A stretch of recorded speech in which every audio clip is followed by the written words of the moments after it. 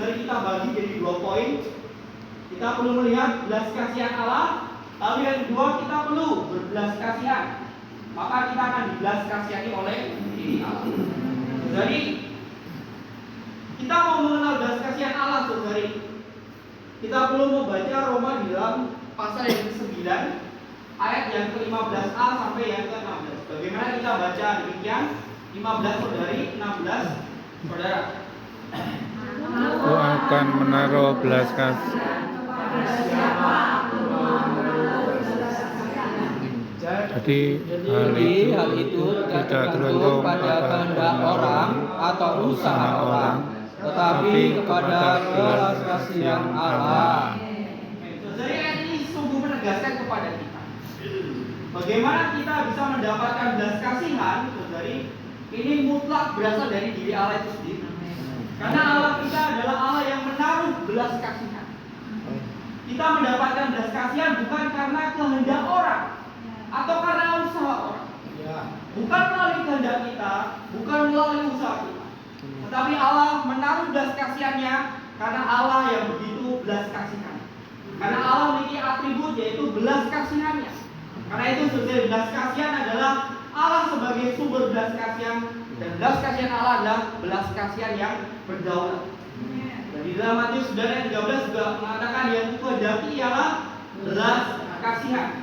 Saudari, karena itu saudari, belas kasihan adalah atribut Allah yang menjangkau paling jauh.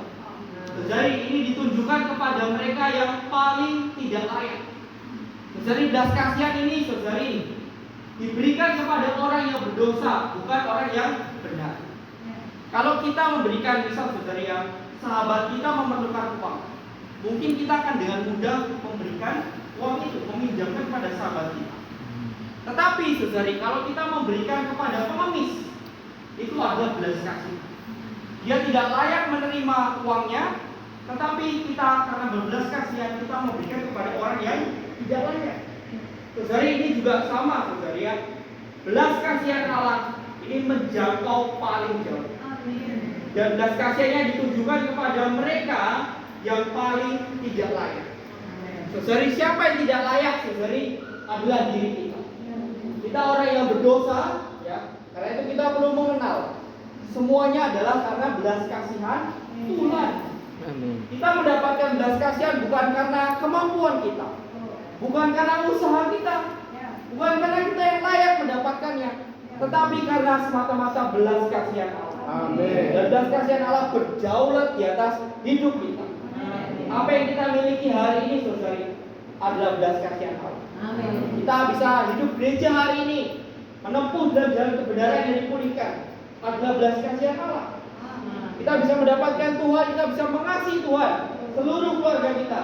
Semuanya semata-mata karena belas kasihan Allah. Bukan karena kuatnya kita, bukan karena mampunya kita, tetapi adalah karena belas kasihan Allah. Nah itu saudara, kita perlu menjadi orang yang mengucap syukur pada dirinya. Bahwa Allah sangat membelas kasihan kita, dan Dia mengaruniakan kepada diri kita yang tidak layak. Lalu saudari, bagaimana kita bisa menjadi orang yang semakin mengenal, mengalami, dan kita juga bisa mengimplikasikan belas kasihan Allah ini saudari. Kita perlu melihat ada 2 perkara saudari ya, dari yang positif maupun yang negatif. Secara positif saudari, kita mau mengenal, kita mau mengalami belas kasihan Allah di dalam kitab Ibrani sangat baik. Kita perlu menghampiri tata kasih karunia supaya kita menerima belas kasihan. Saudari, di mana kita bisa mendapatkan belas kasihan adalah tatkala kita menghampiri tata kasih karunia. Saudari, oleh karena itu saudari, ini membawa kita semakin belajar. Kita mau mengenal, kita mau mengalami belas kasihan Allah, belajarlah datang ke tata kasih karunia. Dan tata kasih karunia ini saudari berada di dalam roh kita. Amin. Ada di dalam roh Anda, saudari. Ada di dalam roh saya. Kita mau menikmati belas kasihan, baik-baiklah datang melatih roh. Semakin kita bersekutu dengan Tuhan, kita berdoa kepada Dia, semakin kita menghampiri tahta kasih karunia dengan penuh keberanian, saudari. semakin kita akan berjumpa dengan belas kasihan Tuhan. Amin. Oleh karenanya saudara, kita akan mendapatkan pertolongan tepat pada waktunya saudara. Inilah aspek yang positif. Kita perlu belajar datang ke hadapan Tuhan dengan sederhana saudara, dengan penuh keberanian, sehingga kita bisa mendapatkan, mengenal dan mengalami belas kasihan Tuhan. Lalu bagaimana di aspek yang negatif saudara? Kita juga perlu melihat, kita mau mengalami belas kasihan Tuhan saudara, kita perlu terbuka kepada penanggulangan Allah di dalam jiwa kita. Saudara, seringkali jiwa kita menjadi hal yang menghambat kita untuk mengalami belas kasihan Tuhan. Jiwa kita seringkali ketika kita besar diri saudara, kita menganggap ya ini karena usaha saya kok, ini karena jerih lelah saya, makanya saya layak mendapatkan itu ya. Orang dunia mungkin sering bilang jerih lelah tidak mengkhianati hasil saudara ya. Tapi kita perlu melihat saudara, semua yang kita dapatkan adalah karena belas kasihan Tuhan. Karena itu kita perlu belajar terbuka kepada penanggulangan Allah. Penanggulangan di atas tekad kita saudara, di atas emosi kita, di atas pikiran kita, semuanya perlu baik-baik ditanggulangi di hadapan Allah saudara. Ya, karena itu saudara, kita perlu menyadari semua yang kita dapatkan, semua yang kita miliki adalah sepenuhnya belas kasihan Allah. Semua adalah berkat belas kasihan Allah secara berdaulat di atas hidup kita. Baik melalui tekad kita, emosi kita, pikiran kita perlu baik-baik ditanggulangi di hadapan diri Allah. Ya, kita bisa mengalami dan kita menikmati belas kasihan dari diri Allah. Oleh karenanya saudari, semakin kita datang kepada tahta kasih karunia, semakin kita ditanggulangi oleh diri Allah, kita akan mendapatkan hasil, yaitu mengenal belas kasihan Allah. Dan hasilnya saudari, hati kita akan senantiasa condong kepada diri Allah. Saudari, semakin kita melihat semua karena belas kasihan Allah, kita akan menjadi orang yang sadar dengan kondisi hati kita yang tidak pernah lepas daripada Tuhan.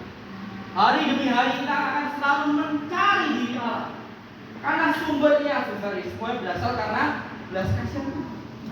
Kalau kita hari demi hari melupakan diri Allah saudari, betapa diri kita ini ada orang yang sombong saudari. Kita masih menganggap diri kita menjadi orang yang mampu. Kita masih menganggap diri kita orang yang layak mendapatkan semua. Tetapi seorang yang mengenal belas kasihan Tuhan, hatinya akan semakin dicondongkan kepada diri Allah. Dan inilah hasil ketika kita mengenal belas kasihan Allah. Lalu saudari, semakin kita mengenal belas kasihan Allah, kita juga akan menjadi orang yang memikul tanggung jawab di hadapan Tuhan. Kita sadar diri kita yang orang yang dibelas kasihani, kita juga akan menjadi orang yang memikul tanggung jawab bagi Tuhan itu. Artinya saudari, semakin kita melihat diri kita dibelas kasihan oleh Tuhan saudari, kita akan secara belas kasihan Tuhan juga akan memberikan diri kita untuk melayani Tuhan, memikul tanggung jawab bagi Tuhan. Ya, tadi saudara kita dalam pengumuman menyampaikan saudari ada sidang penuaian Injil. Saudari, siapa yang mau berbagian di dalam sidang penuaian Injil? Adalah tatkala dia nampak dirinya yang dibelas kasihan. Kita beroleh selamat saudari, bukan karena kita yang mampu, bukan karena kemampuan kepintaran kita bisa beroleh selamat, tetapi karena belas kasihan. Kalau kita nampak diri kita yang dibelas kasihan saudari, kita juga akan mengasihi jiwa-jiwa yang lain. Karena Allah mau membelas kasihani semua manusia, dibawa kepada Tuhan. Maukah kita saudari berbelas kasihan kepada orang yang belum percaya Tuhan? Karena itu saudari, kita perlu melihat setiap orang yang kita kenal, baik dari keluarga kita, family kita, rekan kerja kita, teman kita, semuanya perlu mendapatkan belas kasihan Allah. Semua yang belum percaya Tuhan kita perlu bawa ke hadapan diri Allah, supaya mereka juga mendapatkan belas kasihan Tuhan. Dan kita perlu memuliakan sedang penginjilan ini saudari. Kalau kita semakin nampak diri kita adalah orang yang dibelas kasihan Tuhan, kita juga akan semakin memikul tanggung jawab untuk membawa orang lain juga kepada belas kasihan Tuhan. Jadi inilah tanggung jawab kita saudari, kita melayani di hadapan Tuhan, membawa orang percaya pada Tuhan. Lalu saudari, ya, ketika kita menikmati belas kasihan Tuhan, kita juga akan semakin memikul tanggung jawab. Ya, mungkin orang tidak mau datang kepada firman, tetapi karena kita dibelas kasihan oleh Tuhan, saudari, ya kita akan menjadi orang yang rela datang kepada firman itu. Bahkan kita memperhidupkan firman itu menjadi satu kesaksian yang hidup bagi diri kita. Saudari, sama halnya saudari, ya, mungkin ketika ada orang yang tidak mau berjalan di dalam pemulihan Tuhan hari ini, bagaimana sikap kita, saudari? Kita juga harus memikul tanggung jawab di hadapan Tuhan. Saudari, siapa yang mau berdiri di pihak Tuhan di dalam pemulihan ini? Siapa yang rela berjalan bagi jalan pemulihan Tuhan hari ini? Saudari, kira kita menjadi orang yang mendapatkan belas kasihan Tuhan, saudari. Kalau bukan kita, saudari, ya siapa lagi yang mendapatkan belas kasihan ini, saudari? Karena itu, saudari, semakin kita mengenal kita adalah orang yang dibelas kasihan Tuhan, saudari, ketika bahkan ada orang yang tidak mau berada di dalam jalan ini, ya kita akan menjadi orang yang rela, saudari. Bahkan menjadi orang yang semakin memperluas pemulihan Tuhan hari ini, baik di lokal kita maupun di lokal yang lain. Saudari, karena semua belas kasihan Tuhan, gak gampang, saudari, kita berada di dalam jalan pemulihan, saudari. Ya, saya pernah kontak sama orang muda, ya. Kenapa kok kamu gak datang ke sidang, saudari? Wah, sidangnya monoton, gak ada full bandnya. Saudari, gak gampang kita berada di dalam jalan pemulihan. Siapa yang mau mendapatkan ini, saudari? Ya, adalah orang yang mendapatkan belas kasihan Tuhan. Saya kira kita juga menjadi orang yang nampak, saudari, ya, dan di dalam pemulihan kita hari ini, ya, tidak ada yang lain, isinya cuma Kristus. Kalau makanan itu cuma nasi putih, saudari. Tapi mau nggak kita, saudari, berada di dalam jalan ini? Sebenarnya kita mendapatkan belas kasihan Tuhan. Lalu, saudari, semakin kita rela mengambil tanggung jawab ini, saudari, ya, kita akan semakin mengalami belas kasihan Tuhan kita. Dan hasilnya, saudari, kita juga akan semakin belajar untuk kita berbelas kasihan satu dengan yang lain. Karena itu, saudari, ya, bagaimana kita semakin berbelas kasihan, kita juga akan menjadi orang yang dibelas kasihani oleh Tuhan. Nah, ini juga mari kita baca sama-sama, saudari, ayat 6 saudara, ayat 6, ayat 7 saudari. Berbahagialah orang yang lapar dan haus akan kebenaran, karena mereka akan dipuaskan. Berbahagialah orang yang berbelas kasihan, karena mereka akan beroleh belas kasihan. Amin. Saudari, lapar dan haus akan keadilan, ya, saudari. Dan berbahagialah mereka yang berbelas kasihan, karena mereka akan beroleh belas kasihan. Ini adalah satu prinsip kerajaan surga, saudari. Kita adil benar, itu artinya kita terhadap diri kita sendiri. Kalau kita berbelas kasihan, itu adalah sikap kita terhadap orang lain. Ini juga sebenarnya ini juga gambaran dari Tuhan kita, saudari, ya. Kalau Tuhan kita tanpa belas kasihan, tapi Dia juga sebenarnya juga Allah yang adil dan benar. Kalau kita melihat Kristus di atas kayu salib, saudari, Allah kita juga Allah yang memiliki keduanya. Kelihatannya adil dan benar ini berkebalikan dengan belas kasihan. Tetapi ketika kita melihat di salib, saudari, ya, Allah berbelas kasihan, tapi Dia juga menanggung keadilan benaran di atas diri kita. Kalau Allah menyelamatkan kita, tiba-tiba menyelamatkan kita tanpa melakukan sesuatu, ya Dia bukan Allah yang adil benar.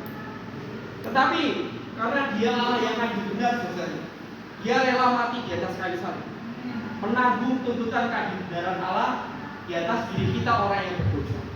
Saudari, Dia satu sisi adalah Allah yang adil dan benar. Dia menggenapkan tuntutan keadilan Allah di atas diri kita. Tetapi oleh karena sisi itu, saudari, Dia berbelas kasihan. Dia memberikan kasihnya kepada diri kita. Nah, ini juga menjadi satu prinsip di dalam kerajaan surga, saudari. Bagaimana diri kita terhadap orang lain juga. Terhadap diri kita, saudari, kita perlu belajar ketat, adil dan benar. Namun terhadap orang lain kita juga perlu belajar berbelas kasih. Inilah penghidupan kita sebagai umat kerajaan. Saudari, karena saudari ya, berbelas kasihan ini akan berhubungan dengan yang namanya penghakiman. Yakobus pasal 2 ayat 13 mengatakan sebab penghakiman yang tidak berbelas kasihan akan berlaku atas orang yang tidak berbelas kasihan, tetapi belas kasihan akan menang atas penghakiman. Amin. Jadi ketika kita berbelas kasihan kepada orang lain, ini akan berlaku sampai pada hari penghakiman. Jadi penghakiman ini, saudari, ya, Tuhan ini akan menilai diri kita. Apa yang kita lakukan ketika kita hidup. Kalau kita mendapatkan belas kasihan melalui kita berbelas kasih kepada orang, kita akan mendapatkan pahala kita. Saudari, ya. Setiap orang pasti ingin pahala kan, saudari. Tapi kalau kita nggak mendapatkan pahala, ya kita akan mendapatkan hukuman. Tetapi saudari, pahala di sini sangat baik. Pahala diberikan atas belas kasihan.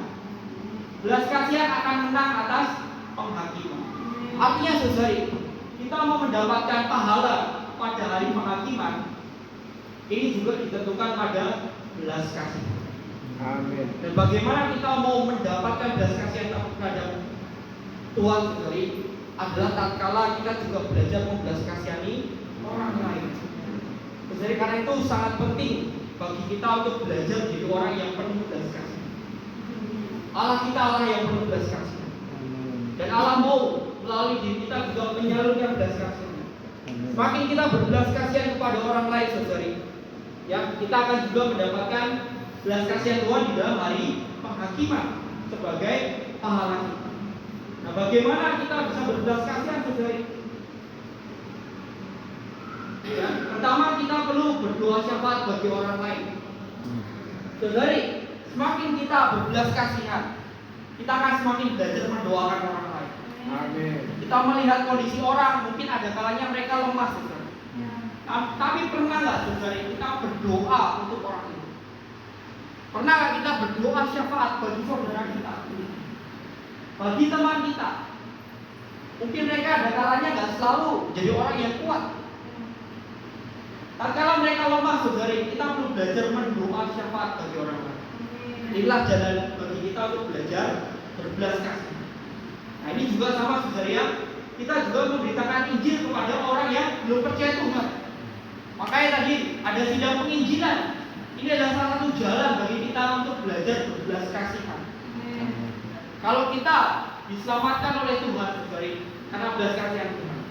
Tetapi keselamatan ini nggak boleh cukup berhenti di atas diri kita. Kita juga perlu menyelamatkan orang lain. Saya teringat satu perkataan saudara sangat baik, saudari, ya. Anak yang orang yang paling durhaka, saudari, adalah ketika anak itu diselamatkan, tetapi sisi keluarganya tidak diselamatkan. Artinya apa? Ketika dia percaya kepada Tuhan, tetapi dia tidak membawa sisi keluarganya percaya kepada Tuhan. Nah, ini adalah orang yang paling durhaka, saudara. Kenapa? Karena dia menikmati keselamatan bagi dirinya sendiri. Dia menikmati belas kasihan Tuhan untuk dirinya sendiri. Karena itu, saudara, ya, pada perkara Injil ini kita juga mohon belas kasihan Tuhan. Amin. Semakin membelas kasihani orang-orang yang lain. Pada orang yang belum percaya Tuhan kita bawa, saudara. Baik-baik kita doain, kita bawa ke dalam sidang penginjilan, supaya mereka juga mendapatkan belas kasihan Tuhan. Lalu, saudari, kita juga perlu belajar melalui penggembalaan. Bagaimana kita mengasuh dan juga memberikan makanan rohani. Saudari, ya, saudara kita mungkin mengalami kelemahan, ya, kepada mereka yang sering meninggalkan ibadah kita seperti yang dibiasakan banyak orang, ya, saudari, yang bilang ibadah itu, ya. Janganlah menghindari ibadah kita. Mungkin ada orang yang lemah rohani, lalu mereka bolos sidang, lalu mereka pelan-pelan hilang dari gereja. Saudari, sikap kita perlu belas kasihan ini menggembalakan mereka. Kita perlu baik-baik merawat mereka. Kita datang kepada rumahnya. Dan tidak cukup kita, ya, kita mengasihi dia, tapi ada kalanya ketika mereka memiliki keperluan, ya, kita perlu bantu dia. Amin. Kasih kita harus real juga, saudari. Kita tidak hanya melulu perkara rohani, ketika mereka keperluannya jasmani, ya kita juga memberikan bantuan jasmani kepada mereka. Saudara, inilah belas kasihan, saudara ya. Kita perlu sama-sama belajar membelas kasihani orang lain, saudara. Amin. Demikian kita juga akan mendapatkan pertolongan belas kasihan pada hari penghakiman. Saya mengajak kita baca sama-sama dari ganjaran bagi yang berbelas kasihan. Mereka yang menunjukkan belas kasihan kepada orang lain akan menerima belas kasihan dari Tuhan, terutama kita terhadap penghakimannya Allah. Kiranya Tuhan mendapatkan kita, saudara yang saya mau ajak kita baca ayat lagi, bisa ya? 2 Timotius pasal 1 ayat 16 dan 18. Amin. 2 Timotius pasal yang pertama ayat 16 dan juga 18.